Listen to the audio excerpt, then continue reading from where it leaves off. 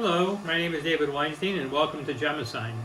I'm going to be demonstrating on the Ratna machine today the separation of two diamonds. One diamond is natural, one diamond is synthetic. They're both about the same size, they're both about the same color, they're both the same diamond type, 2A, except one came out of the ground, one came out of a machine. The machine stone was made by chemical vapor deposition, which should, in the laser, give me a very diagnostic peak. Other than that, both stones should really just show me a diamond Raman peak in the laser. Otherwise, they're not much to look at spectroscopically. The UV will tell me some information, so let's get right into it. I'll do the, let me show you first off what the stones look like. Okay, real quick here. There we go. That's the natural diamond on the left and the synthetic diamond on the right. I'm going to turn them over here so you can see my labeling. Natural diamond on that one and synthetic diamond over here. Okay, so that's it. We're going to analyze these two stones. And so let's get to it.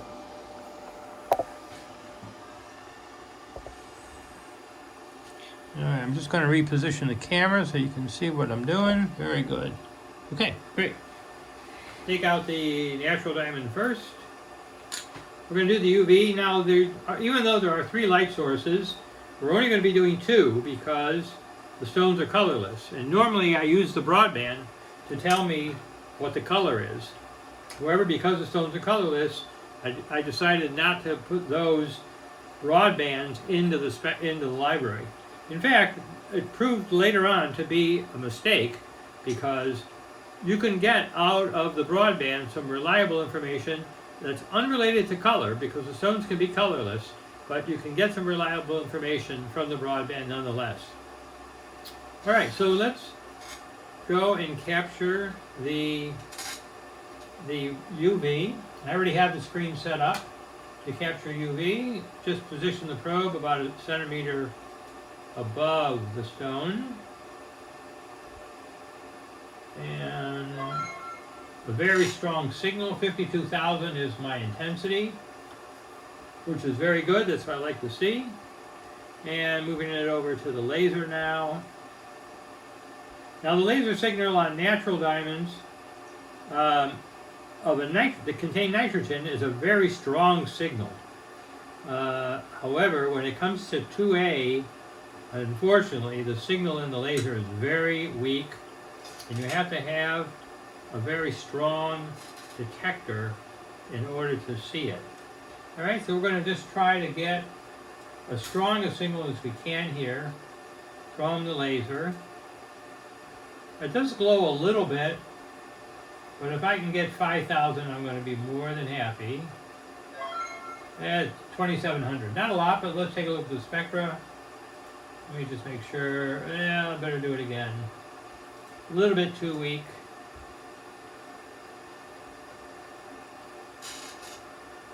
Okay, let me try one more time. Get a laser signal. Again, laser signals on the 2A stones that are natural. 4,400.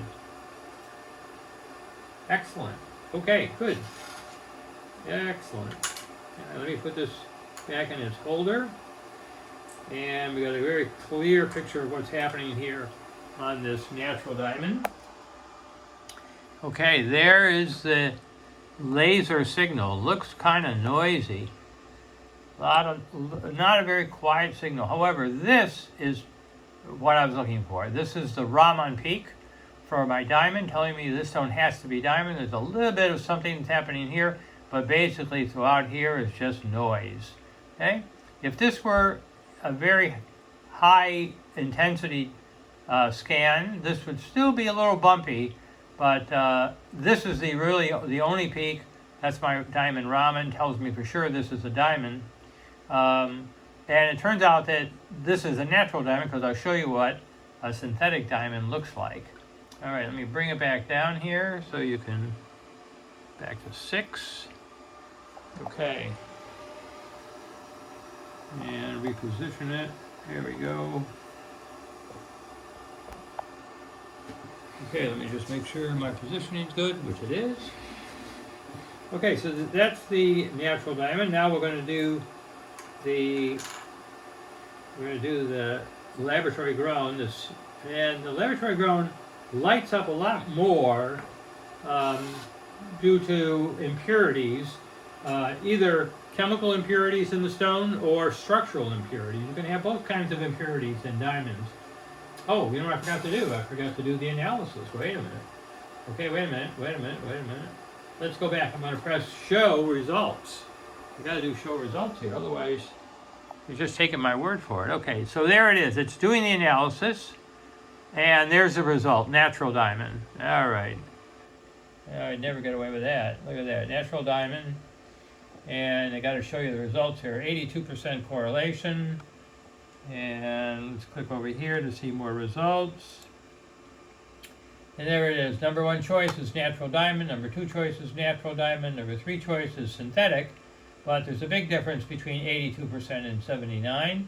Third choice is synthetic. The fourth choice is I put the stone. Clearly, because it's this far away from the second choice, it's clearly a natural diamond, 2A, and colorless. Okay, fine. Now let's do the analysis for the laboratory grown stone. There we go.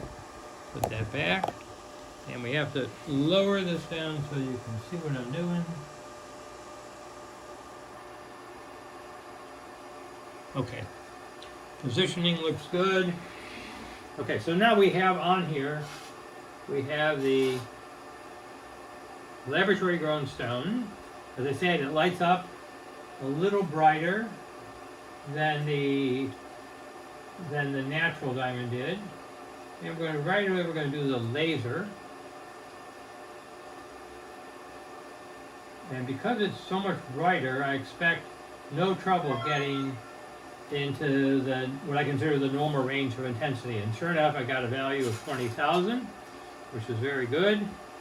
We'll bring that over to put it on the UV now. Okay. Okay, change the tip. Now normally you'd have to freeze the stone. Under laboratory conditions, you'd have to freeze the stone in order to see some of these peaks. But the GEMASIGN has designed this machine with such incredible spectroscopic details that you really don't need to freeze the stone, which is a big help, because this way a mom and pop jeweler can use this machine in their office without ordering liquid nitrogen. Okay, so both spectras have been captured. Let me just put this back in its holder. Move the camera and you'll get a chance to see what it is that I captured when I did the synthetic stone. Okay, so I'm going to bring this up. Again, there's 35,000 on the UV, 20,000 on the laser. This is what the UV looks like. Again, a little bit of noise in here, but those are the key peaks. And here is the laser for the CVD. Wow, this is really the diagnostic peak. The little Raman peak that tells me about that it's diamond is this little guy here. This is photoluminescence, but this tells me there's what's called silicon vacancies in the stone, which are diagnostic, fairly diagnostic of a stone that was grown in the laboratory by chemical vapor deposition. Okay, so we did the analysis. Now let's say we didn't know any gemology and we just wanted the algorithm to tell us what is this stone. If you're a gemologist, then this machine can be used for research. If you're not a gemologist, you're just a gem enthusiast, you can rely on the algorithm to tell you what it is. And there's your answer. Synthetic diamond, type 2A, created by CVD, and it has the characteristics of a diamond which has, even though it's grown in the laboratory, it was heated after its original growth in order to improve its color. So it's got what's called post-growth heating. And looking at the further information, you can see here that the different choices, the top 5 choices that it comes up with is synthetic diamond, where's my cure? Yeah, synthetic diamond, synthetic diamond, synthetic diamond, synthetic diamond, synthetic diamond, all CVDs. And with that peak at 737, for sure it's going to be a CVD stone, because natural stones very, very, very rarely will actually show you a 737 peak. All right, so let me bring this back down for my closing remarks. There we go, 0.6, okay. All right, so there we have it. We've successfully separated diamond. One was being natural, one was synthetic. The synthetic was grown by chemical vapor deposition, thus giving me a very characteristic laser peak.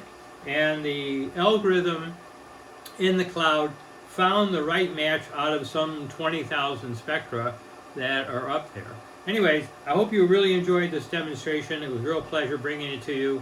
If you have any questions, you can reach me at Dave at GEMASIGN.com.